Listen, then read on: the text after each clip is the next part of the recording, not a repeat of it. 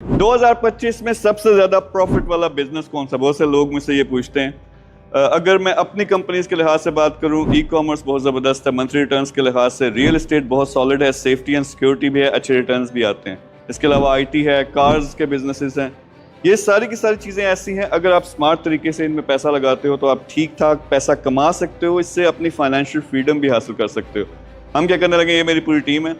मैं आने लगा हूँ रियाद सऊदी अरब में, क्योंकि सबसे ज़्यादा मेरी फॉलोइंग वहाँ पे है और लोग बहुत अरसे से मुझे कह रहे थे कि आप वहाँ पे आओ, हमारे साथ मिल के काम करो, हमें एजुकेट भी कर। पूरा दिन मैं आपके साथ गुजारूंगा। वहाँ करना क्या है, सारे का सारा नॉलेज कि कौन सा बिजनेस बेस्ट है, किस से आप मैक्सिमम रिटर्न जनरेट कर सकते हैं, और ख़ास तौर पे किसी का टारगेट है कि उसका करियर जो है वो फ्यूचर के लिए सिक्योर हो जाए।